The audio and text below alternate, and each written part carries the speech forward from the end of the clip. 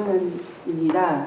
다시 올라왔습니다. 제가 잠깐 올라왔다가 내려가는 사람이라 기억 못하실지 모르겠지만 저는 이렇게 여러 선생님들 중에서 이렇게 보니까 간혹 얼굴에 이제 낯이 익은 선생님들도 계시고 뭐 대표님들도 계시고 그래서 이렇게 굉장히 반가운 마음인데요. 사실 약간 무거운 얘기를 저는 오늘 그런 무거운 얘기를 맡은 것 같아요. 그래서 무거운 얘기를 또 잠시 해야 될 것 같습니다. 근데 저희 우리 아이 심리지원 서비스를 하신 제공기관이 지금 가장 많은 걸로 알고 있는데 우리 아이 심리지원 서비스가 그러니까 작년이죠. 2012년 연말에 가장 많이 공격을 받고 어떤 사람들이 제공 인력이냐, 어떤 기관에서 하느냐, 효과성이 있느냐 없느냐,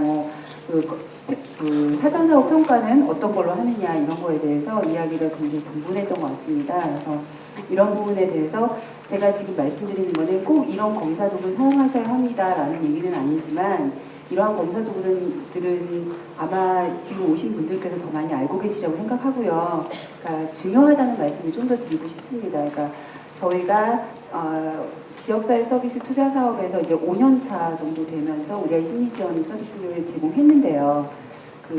어떤 결과를 발표하고 그리고 우리 지역의 아이들에게 정서적인 지원을 얼마큼 했다라는 내용이 이제쯤은 제공기관들끼리 나와 주어야 할 때가 아닌가 싶습니다. 그래서 평가 도구를 조금 사전사후에 체계적으로 할 수 있는 방안들을 좀 생각해 보셨으면 하고요. 될 수 있으면 그 지역에 비슷한 지역에 있는 기관들끼리 서로 합의해서 같은 도구를 사용하시면 더 이제 효과성 부분에 있어서 주목할 만한 결과들이 더 나오지 않을까 싶습니다.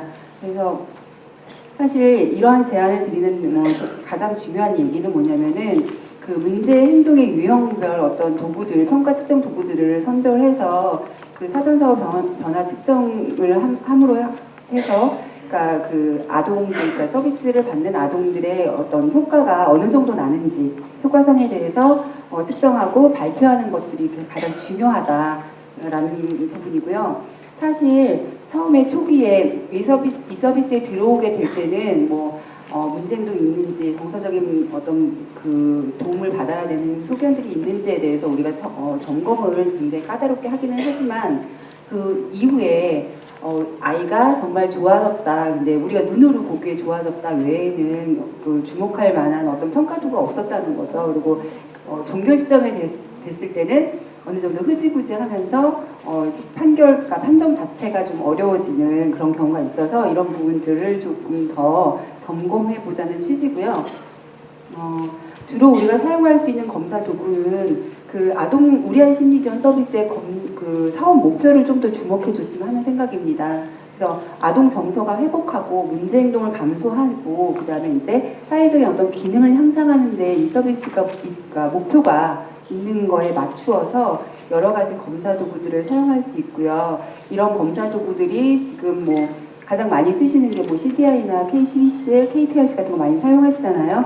그래서 이런 표준화 검사 도구를 사용하시는 것도 있지만 뒤에 보시면요. 그러니까 문제 행동에 해당하는 체크리스트들이 요즘에 논문이나 이런 데에서 효과성 검증이니까 변별력이 있는 체크리스트들이 되게 많거든요. 그래서 이런 것들을 조금 더 같이 병행해서 사용하면 아이 개별에 따른 문제 행동이 얼마나 더 좋아졌는지 알 수 있다라고 해서 한 가지 검사 방법을 사용하는 것보다는 크로스 체크를 가능하도록 2가지 이상의 검사를 좀 사용하시는 것이 더 좋을 것 같다라고 제안 드릴 수 있고요.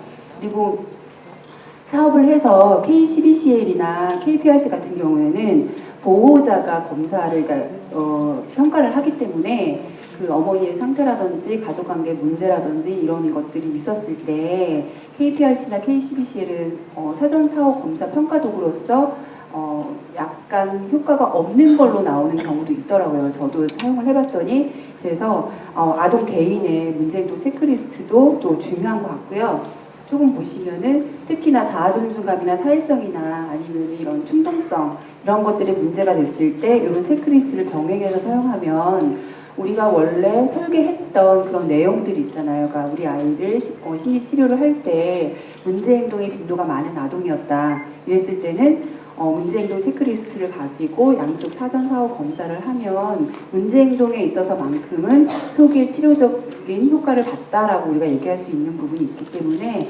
이렇게 두 가지 이상의 검사 도구를 가지고 체크하는 것도 굉장히 좋은 평가 도구가 될 것 같다고 제안드리고 싶습니다.